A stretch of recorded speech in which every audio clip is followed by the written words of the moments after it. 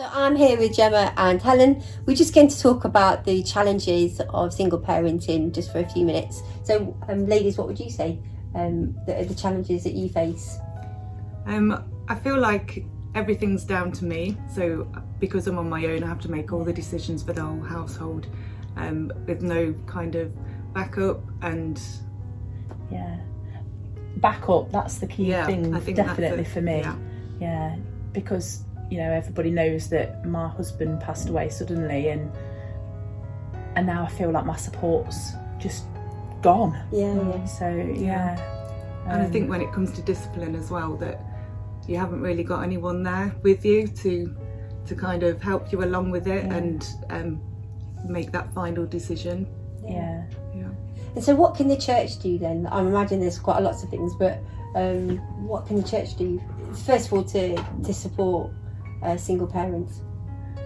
Practical things, things like just jobs, you know, that with women on our own, and you know, just things that like doing, dare I say it without being too cliche, but man jobs. You know, like somebody to put up a shelf if you need a shelf putting up and that sort of thing. Definitely. So I've got a gate that needs a lock putting on at the moment, which I haven't got anyone to do.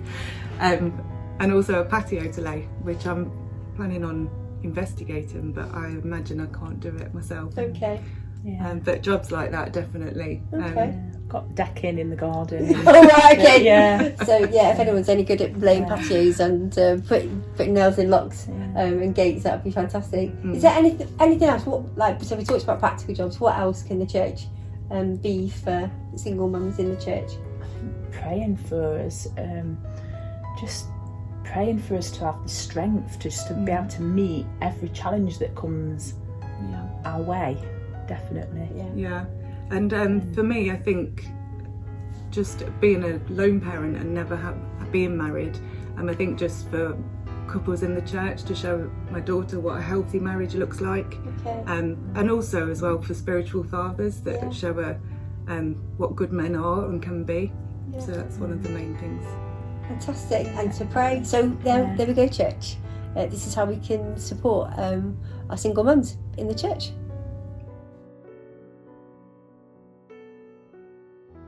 One of the things we just wanted to acknowledge on Mother's Day is that Mother's Day sometimes is quite a difficult day for some. I've lost my mum, and she went to be with Jesus in 2017, and I've never been a mum. And so today, if you're the same as me, you've maybe lost your mum, or maybe you're not a parent, today is perhaps it's a bittersweet day. Perhaps there's memories that you're holding on to with your mum. I know I am today, of just the joy that she brought into my life.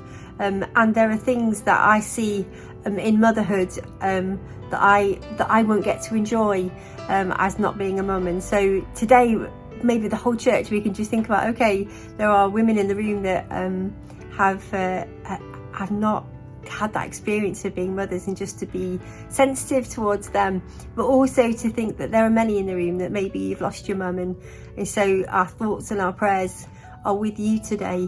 And what I would say is, as somebody who isn't a biological mum, is that I absolutely still sense in myself a motherly aspect to my character.